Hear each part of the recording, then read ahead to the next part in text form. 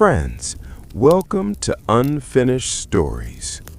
You're watching The Quiet Weight of Tomorrow, Part 3. If you haven't seen Part 1 and Part 2, pause here and watch them first, because this story isn't meant to be rushed. Every choice, every silence, every hidden truth leads to what unfolds right now. And for those who stayed with us from the beginning, thank you. What happens next will decide who controls the future and who must live with its weight. The first thing Elric noticed was that the road no longer felt empty, not watched, but remembered. The fog that once hid movement now seemed to record it, folding slowly behind each step as if unwilling to forget where he had been. Every village he passed carried the same quiet distortion. Doors closed too early, voices lowered too quickly, eyes turning away not in fear, but in recognition. The truth had moved faster than he had. By the time Elric reached the lowlands beyond Greyhaven, the Crown's silence had already failed. Not openly, not loudly, but in the way rumors began to align, in the way names once whispered now appeared in pairs, in the way certain officials stopped asking questions and started listening instead. History had not spoken yet, but it had shifted its weight. The monastery at Blackmere stood half abandoned, its outer stones darkened by age and river damp. It had not belonged to the church for decades, not officially. Yet the monks remained, fewer now, quieter, men who understood the value of waiting. Brother Aldrin met Elric at the gate. "You're late," Aldrin said. "I was followed," Elric replied. Aldrin did not ask by whom. That question had lost its usefulness. Inside, the air smelled of dust and wax. Scrolls lay open across a long table, their contents marked with symbols only a few still understood. These were not prayers. They were patterns, lists of lands, bloodlines, and decisions made far from any battlefield. A map lay at the center. Greyhaven was no longer the focus. "The Crown has shifted its attention east," Aldrin said quietly. "They know the records you altered didn't vanish. They know they moved." "Then they'll follow," Elric replied. "They already are." That night, a council gathered, not of nobles, but of witnesses. A former tax clerk, a displaced magistrate, 2 monks, a woman who had once copied royal decrees and no longer believed in their permanence. None of them were powerful. All of them were dangerous. Mara arrived last. Her presence changed the room. She carried no documents, no weapons, only certainty. "The Crown is rewriting lineage," she said, "not correcting it, replacing it. 3 families erased in the last month, 7 more altered. Children reassigned inheritances they were never meant to hold.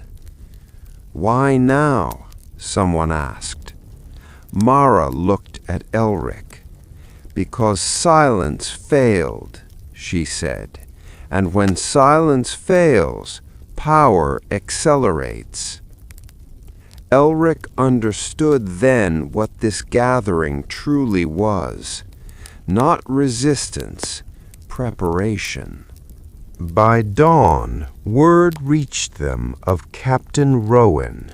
He had been promoted, not rewarded, but reassigned to the eastern provinces to oversee archival stabilization. Rowan's kind did not stabilize, they removed friction. "He will come here," Aldrin said, "not immediately, but deliberately." Elric folded the last parchment and sealed it. "Then we stop moving," he said, "and let him find us." The room went still. "You want to be caught?" Mara asked. "No," Elric replied. "I want him to choose." Because some truths, once offered openly, revealed more than those stolen in secret. As the monastery bells rang for the first time in years, Elric stepped outside. The sound carried across the water, uneven and imperfect, but real. For the first time since Grey Haven fell silent, something rang again. And somewhere beyond the hills, Captain Rowan heard it, not as a threat, but as an invitation. Captain Rowan arrived without ceremony. No banners, no proclamation, only 6 riders and the sound of hooves stopping where silence had once been enough. The monastery gates were already open. Rowan dismounted slowly, his eyes taking in every detail, the age of the stones, the absence of guards, the deliberate lack of resistance. He smiled, not because he was amused, but because he recognized strategy when he saw it. "Master Vale," he said, stepping inside, "you've made yourself very easy to find." Elric stood waiting. "That was the intention," Elric replied. They spoke without witnesses, not because either man feared them, but because both understood that power preferred privacy. Rowan walked the length of the hall, trailing his fingers along the shelves. "You didn't destroy the records," he said. "You rearranged them." "I preserved them," Elric said. Rowan turned. "Preservation is only virtuous when it serves order." "And whose order is that?" Elric asked. Rowan considered him for a moment longer than necessary. "The one that keeps people from asking why they were forgotten." Rowan removed a folded parchment from his coat. It bore the crown's seal, but it was unbroken. "A proposal," Rowan said. "Return what you took. Come to the capital. You'll be given a position, authority, safety." Elric did not touch it. "And Grey Haven?" he asked. Rowan's expression did not change. "Grey Haven will be remembered as necessary." Silence filled the space between them. "That's not memory, that's justification." Rowan leaned closer.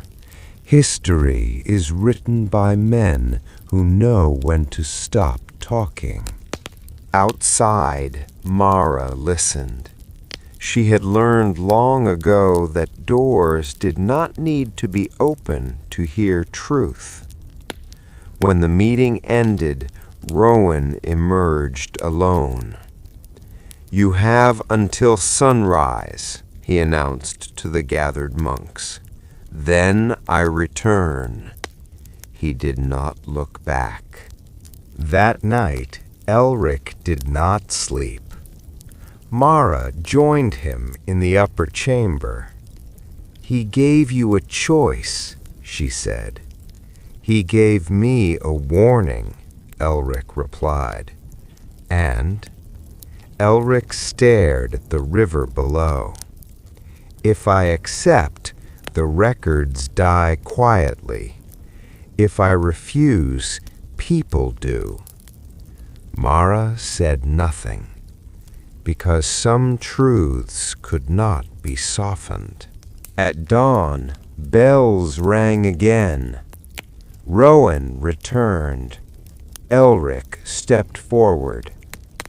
"I will not come," Elric said. Rowan nodded once.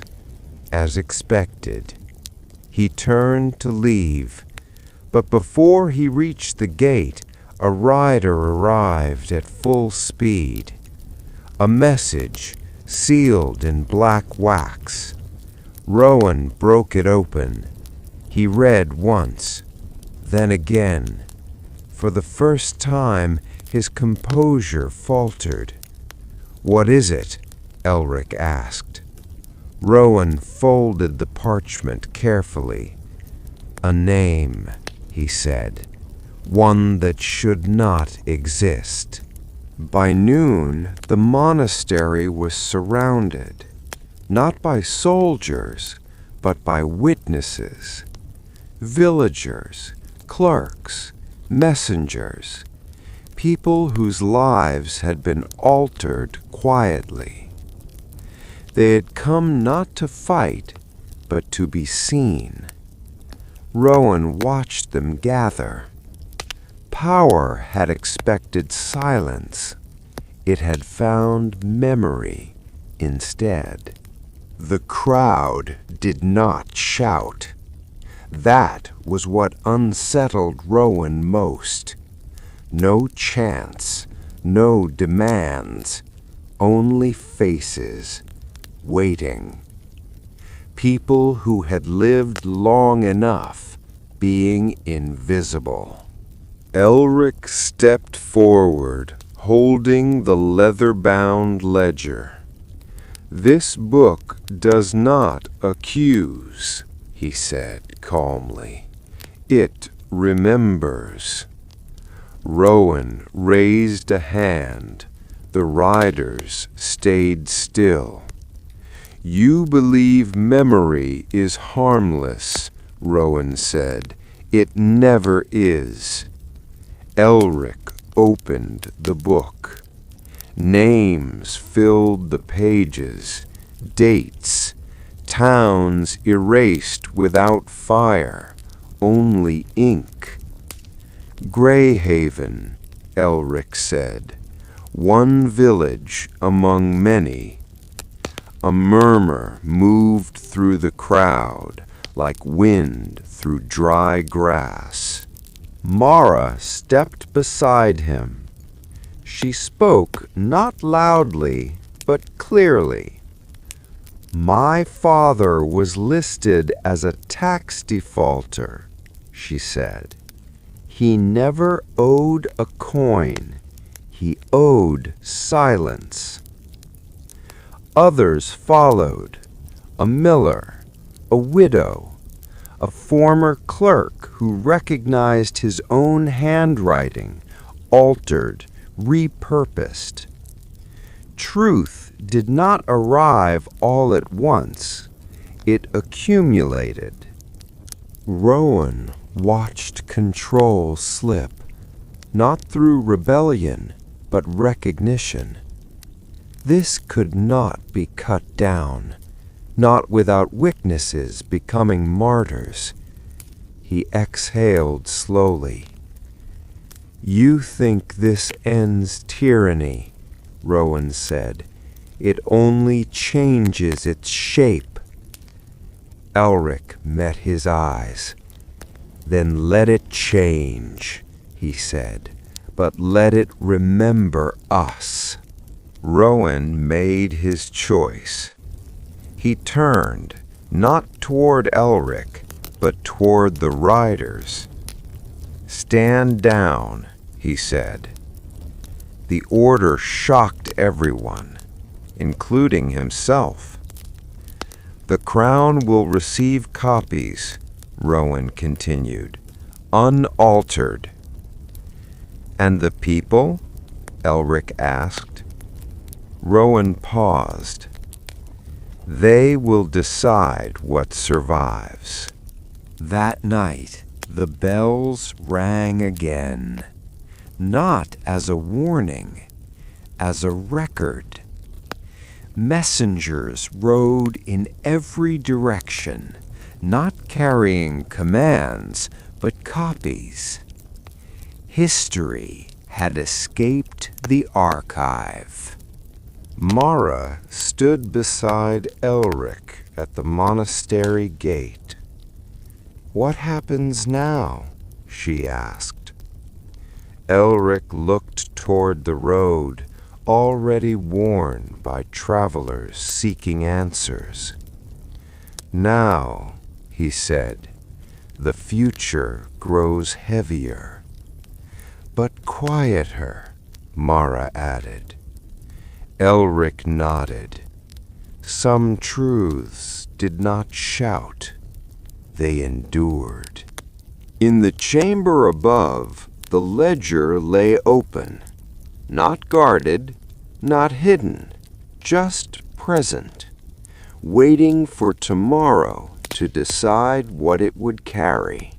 Friends, this is only the beginning of what was never meant to be uncovered. In Part 4, the truth will no longer stay buried. Alliances will fracture, loyalties will be tested, and a single decision will change the course of everything. If this story moved you, share your thoughts in the comments below. And if you're new to Unfinished Stories, don't forget to subscribe, because the most dangerous chapter is still ahead. We'll meet again in Part 4, where the future finally demands its price.